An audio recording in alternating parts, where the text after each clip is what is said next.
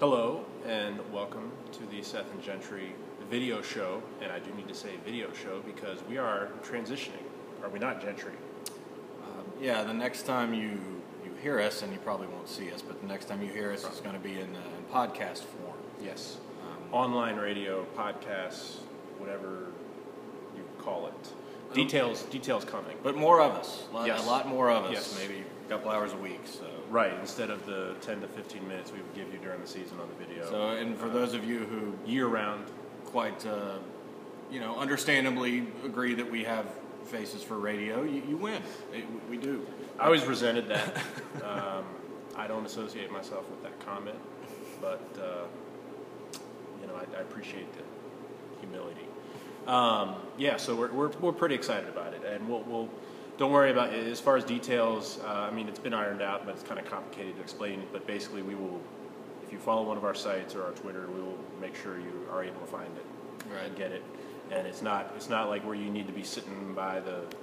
It's like now. It'll be available when you want it. That's the beauty of the internet radio, the podcast. Yeah. The file goes up, you can listen to it whenever you want. Yes. Have us entertain you. Yes. And that starts next week. And 2-3 times a week, roughly. And we'll also say it is the Seth and Gentry show. We flipped a coin. Yeah. And until we can come up with a more creative name, I think that's going to... I think this name has worked for us. It has. Yeah. It has. It's been a couple of years. I felt that it shows that where the Gentry and Seth show were rather weak.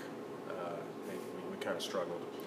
The point was raised on the junkyard on my message board that it sounded better to start with a smaller name, and it does. It rolls off the tongue a little easier. So, but I felt for alphabetical reasons, you should get your shot too. So we flipped a coin, and I won.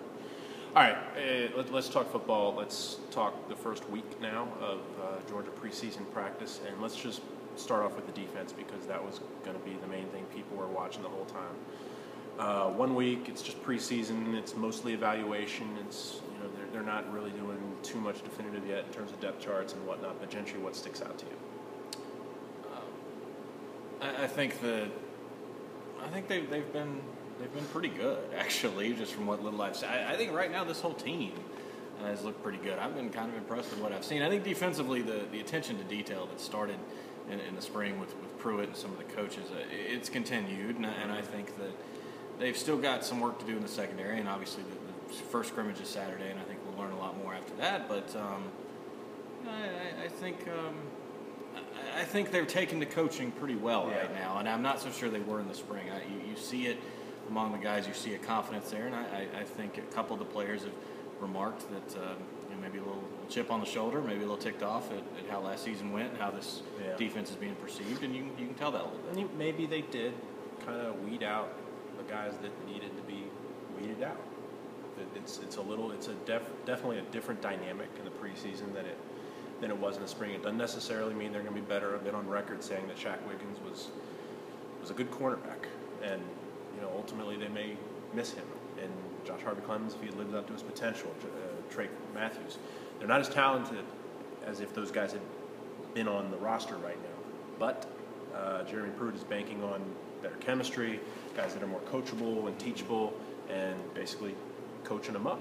And that's what he does out there. Is he's just constantly moving and teaching. After every rep, he's talking to a player. And it's not just him. Jake Rowe, who works for me at Docs 24/7, he posted a photo yesterday that had 3 different coaches watching a tackling drill in the secondary. All the GAs are back there. Keelan Johnson's back there. Christian Robinson's back there. You got George Hilo, the quality control. He's back there with the secondary too. So but not coaching because he's not supposed to be coaching. Right. And I'm sure he isn't. But he's it's just the presence of. You just get the sense that that's the area that needed the most work, and it seems to be they're scratching where it itches. I think. Now, this is kind of a macro general question, but how much of it is that this is making it better, and this is just a better coaching style, more conducive to winning, and how much of it is just different from the way the other coaching staff did? Well, and not to. I think one of the worst things that media do, and you made this point before too, is they bash people when they're not here anymore and they're not able to defend themselves. But that said, I think if you watched the secondary, not the whole defense, but if you watched the secondary, the last couple of years at practice, it wasn't real intense back there. No. There were guys standing around, again, you don't want to pile on somebody, but it's not that way now. Scott Lactos It's very different now. Scott Lactos was a good secondary coach. Just for whatever reason, the last year or two, it wasn't working. And Todd Grantham was actually a pretty good coach here for a little bit, and it just kind of got away last year. And so, I do get amused when people piled on retroactively on him and how bad he was when 2 years ago he was the greatest thing, and he didn't hold on. Well, and I think too, it's a matter of fit. It's okay. Maybe more of a laid back approach is better with an experienced defense like what they had in 2012, 2011. You can kind of trust those guys to figure things out enough on their own to, you don't have to get in their face and push them like that. Last year's team needed that. Last year's team needed that, and they didn't get it. And especially in the secondary, it was pretty obvious that last year just wasn't working. Last year was a test case, and I think we wrote it during the year as the comments started to come out from players. I remember Josh Harvey-Clemens saying he would talk to players now in the NFL saying that their NFL playbooks were simpler than the Georgia one, and then Grantham saying that's not true. These are basically NFL rookies getting the rookie version of the playbook versus the full Georgia playbook, and maybe there's some truth to that, but ultimately you could just see out on the field, and Mark Richt agreed based on things he said and based on what his reaction to it in this offseason. I think, look, they were going to hire Jeremy Pruitt based on his resume and his fit at Georgia, knowing Will Friend and Mike Bobo and everything. But I'm sure that was something that was discussed in the meeting, in the interview, where Pruitt said, I think, I like a simpler approach, and Mark Richt said, oh yeah, beautiful. Well, yeah, and it was pretty clear that, I remember there was a point in the season where players were saying they didn't know the signals. Like Marlo Herrera was the only guy on defense that knew the signals. Mm-hmm. So you then had 10 guys having to go ask a Marlo Herrera. But, and when a team's hurrying up and getting cars into Swan was trying to, Swan had his own problems. Right, and they just, it was they didn't handle being inexperienced, and it just wasn't a good fit. But I think people are maybe a little too down on this defense this year because of what happened last year.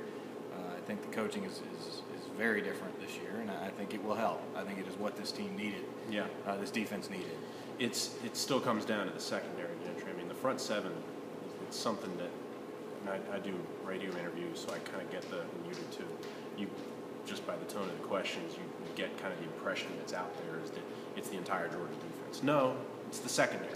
And front seven is for the most part was the secondary good. last year. Yeah, really. Yeah. And you can make the case the D-line in 13 was better than the D-line in 12. Yes, and the linebacking core could be one of the best in the country collectively, potentially. Although that group was inconsistent last year as well. Although how much of that was due to the secondary behind them? It all kind of comes together. I'm going to make this point about that, though. And I will let you make that point. The outside linebackers need to impact the game more than they did last year. They're good enough to do it. Floyd and Jenkins in particular, maybe a guy like Lorenzo Carter, these guys are very good around the edge, and I think a big part of this season for Georgia's defense is going to be how much they're able to impact the quarterback, because a secondary gets a lot better when a quarterback does not have a lot of time to throw it. Like the Florida game, Corey Moore, not a linebacker, but how big was that Corey Moore sack? In my mind, that was the best moment for the defense all year, was that coming out of, and it's not exactly what you were talking about. I might go with the goal line standing in South Carolina. But well, I feel like the Corey Moore sack, that came when it was 23-20, right? Florida has a chance. It was a big play. In the South Carolina. We're reminiscent of Rambo. Wasn't Georgia up 2 scores against South Carolina when the goal line stand came? I think it was 41-30. Yeah. So that's one gets remembered because that's football.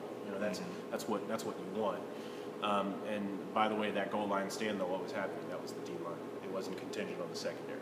Actually, they were pretty good in the goal line defense most of the year. Yeah, they were. I remember when you weren't depending on the secondary. Right. Yeah. We could go all day on the defense. Making sure. Those are the kind of moments that will not happen now on the podcast. Seamless. Yeah. Seamless. That and people interrupting. Like last year, Tammy Mettenberger came in, almost did a walk-on during our show. There's the the time clock that says we're recording is over the white area here, so you can't all right. really. So we're at the 10-minute mark. We're not in mid-season. So we probably need to wrap up. Although this is the point of the podcast, we'll just be getting going. For those of you who like the longer form, podcast is going to be pretty good, guys. Yeah. We're going to have some guests. We're going to. The minimum will be 30 minutes, and the longest will be an hour, which hopefully will not be that because we don't have time for that every day. But we'll have interviews. We'll splice in some of our player interviews every week. That during the season we'll call one of our buddies that covers another team, and get some insight there. But being this form, we need to wrap it up. So we didn't even talk about the offense or Hudson Mason, or Todd Gurley, or the special teams. Anything else standing out for you, real quick? Oh man, it's about the 5th or 6th day, so it's hard right now. Yeah, we'll see. We got 23 days left of the first game. Yeah, I mean, we've been focusing hard on the defense. There's a lot of little stuff on offense. You know what? We got to leave something for the podcast because there's a lot of podcasts ahead. So we'll do that. It's good stuff, though. I hope you guys join us for that. I think we're going to do it. It's going to be a lot of fun. You were about to say we're going to do a good job, but then you realized you didn't want to compliment yourself that way and pat yourself on the back because it's a little unseemly. I was going to say great job, sir. Well, for me, yeah. But, all right. Now, we will see you on the radio, as they say on the TV. Bye.